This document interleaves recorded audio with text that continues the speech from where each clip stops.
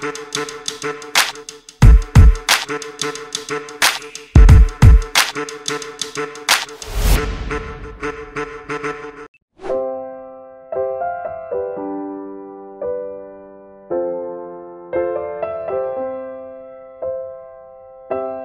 kita berdosa, ya otomatis ruh kita itu kotor. Dosa tadilah yang mengotori ruh kita, gitu loh mas. Makanya kita tidak bisa kembali kepada Tuhan. Kita akan reinkarnasi terus ke dunia karena untuk pembalasan karma. Nah, itu. Terus ini waktu di Ekaro kan ada meditasi selain praktis. Oke.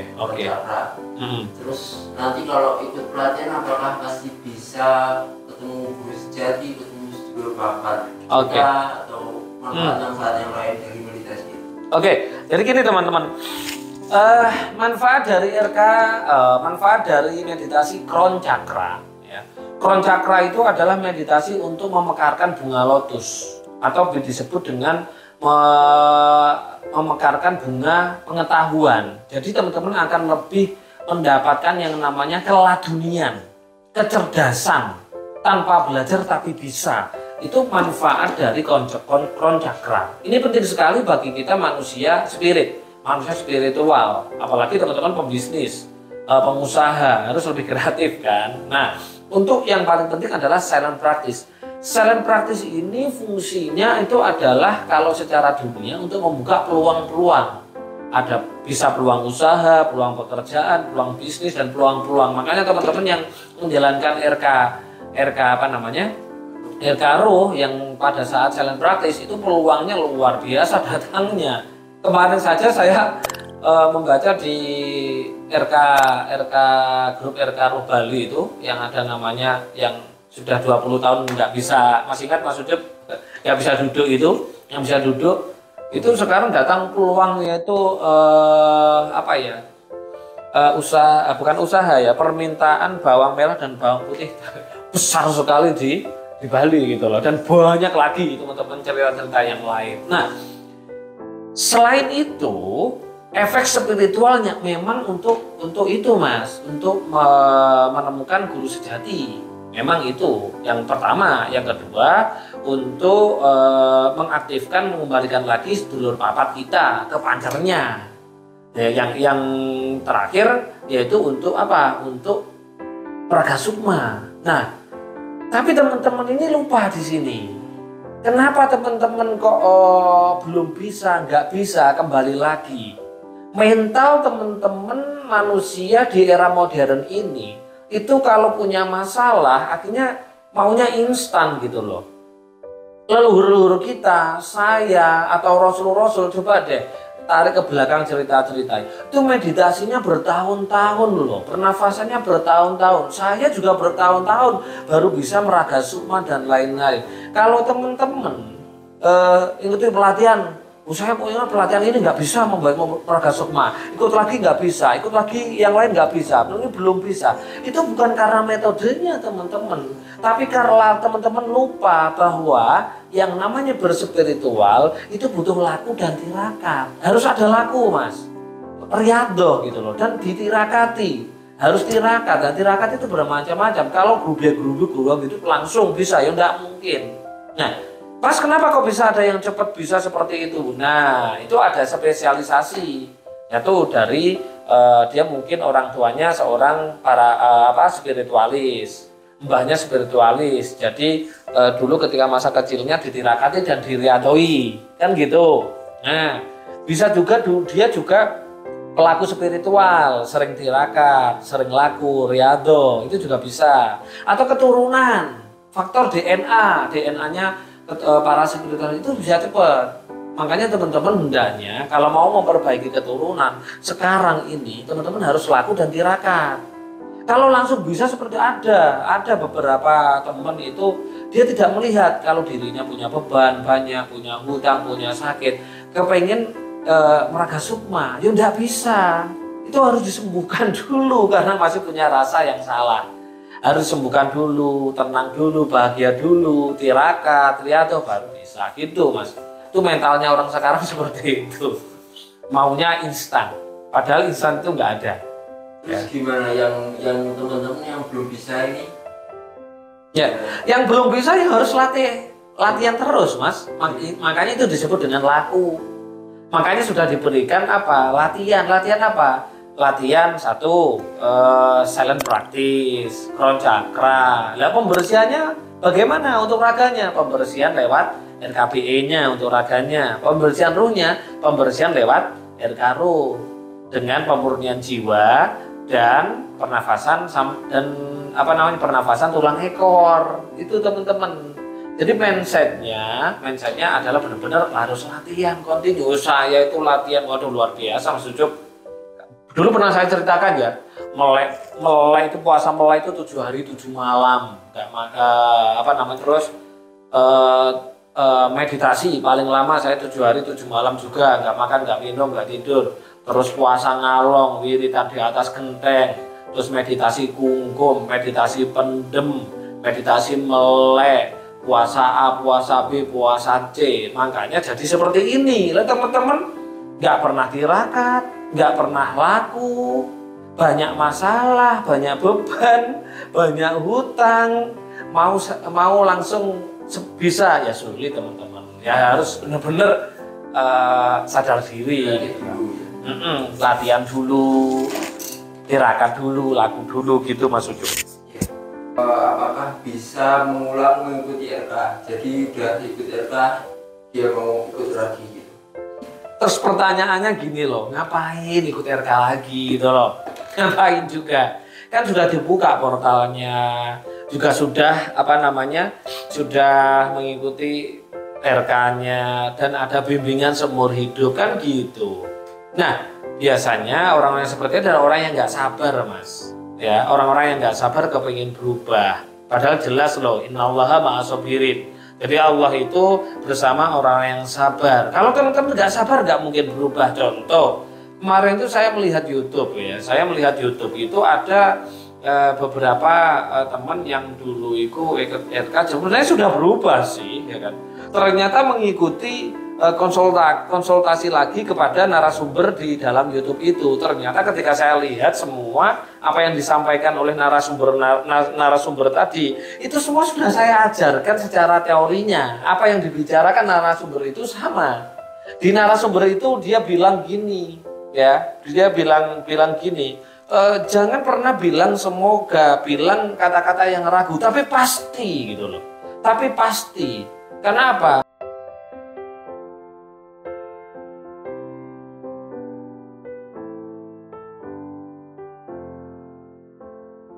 Allah itu Tuhan itu maha pasti, bukan merubah hidup itu harus benar-benar yakin. Itu seperti dan banyak lagi sama sebenarnya. Tapi karena teman-teman nggak sabar, kepengen instan, akhirnya di situ. Akhirnya apa? Ya akhirnya mencari.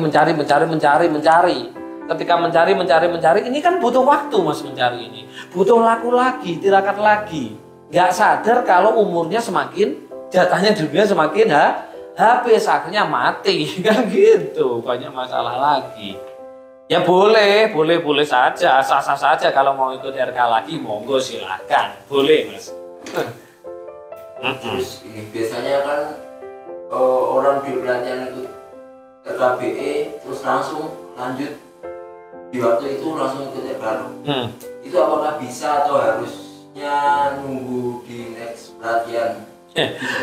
Bisa Mas, bisa. Kan memang fungsi dari RKBE dan RK Ruh ini itu adalah RKBE untuk membersihkan raga dari partikel api atau penyakit lain atau hormonal, sifat hormonal dalam tubuh, ya kan. Sedangkan RK Ruh itu adalah untuk membersihkan ruh kita, memperkuat magnet rezeki. Ya bisa, ini karena satu kesatuan Mas sebenarnya. Cuman pertanyaannya mampu nggak menjalankan barengan kan gitu kan? Karena semua itu ada lakunya, ada tirakatnya kan gitu.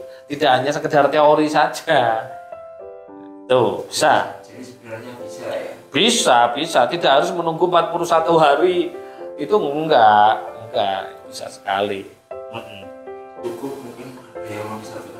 Katanya itu Mas melakukan RK harus pakai kaos RK. Ya kan? Ya. melakukan RK lebih bagus itu menggunakan kaos RK. Kenapa kaos RK? Kan kaos RK itu ada portalnya teman-teman. Rasakan deh yang latihan RK menggunakan RK itu latihan ya. Nah, coba rasakan. Tapi kalau nggak mau pakai kaos RK, Mas gimana? Ya boleh pakai baju-baju yang lain. Nggak pakai baju lo juga boleh, ya kan? Misalkan pakai kolor doang itu boleh. Mas kan baju saya cuma satu, Mas. Ini gimana kalau latihannya setiap hari? Ya beli lagi, ya kan? Nggak apa-apa, silakan. Oh nggak pakai baju juga nggak apa-apa. Nah, ini teman-teman saya ingatkan lagi. Mas, apakah RK bisa dilakukan? Apakah RK harus atau memang bisa dilakukan setiap hari? Nah ini penting sekali ya, penting sekali. Ingat ya teman-teman, kita adalah makhluk sosial, ya, makhluk sosial, makhluk yang membutuhkan makhluk lain atau manusia lain. Nah di era modern ini banyak sekali orang-orang yang energinya, auranya negatif.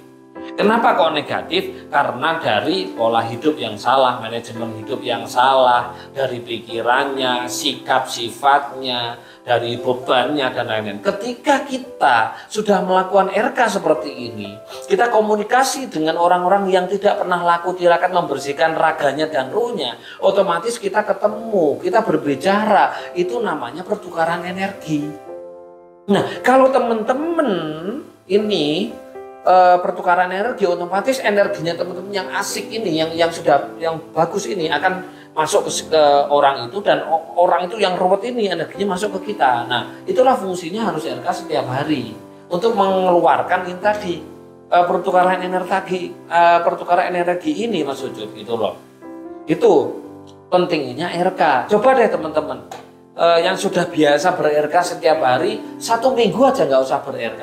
Terus silahkan nanti setelah 1 minggu, setelah banyak berkumpul dengan teman-teman yang toksik, yang banyak mengeluh, banyak beban dan lain-lain, nanti ber-RK pasti rasanya berat sekali.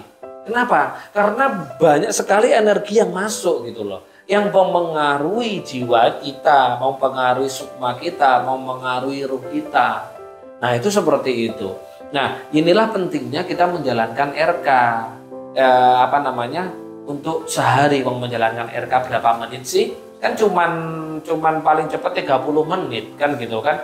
Ya, sedangkan dalam 1 hari itu ada berapa jam? 24 jam. Itu kalau dibuat menit berapa? 1440 menit. Diambil katakanlah 30-40 menit untuk memperbaiki diri. Masa nggak mau? Berarti malas. Kalau sudah malas, ya di situ lagi, kembali lagi. Energi malas adalah energi yang paling berbahaya di dunia, karena malas dekat dengan kebodohan, kebodohan dekat dengan kemiskinan, kemiskinan dekat dengan penyakit, penyakit dekat dengan kematian. Nah itu teman-teman. Nah itu. Sudah. Teman-teman yang mau tanya bisa di kolom komen. Oke, teman-teman silakan nanti kalau yang mau bertanya lagi di dalam komen, silakan berkomen ya. Oke. Oh ini Mas, ada satu lagi Mas. Ada enggak untuk kita orang-orang, mohon maaf, yang orang-orang di bawah garis kemiskinan untuk mengikuti RK? Nah gini loh teman-teman, katanya kita enggak berpihak kepada orang-orang yang mentalnya miskin kan gitu kan. Bukan.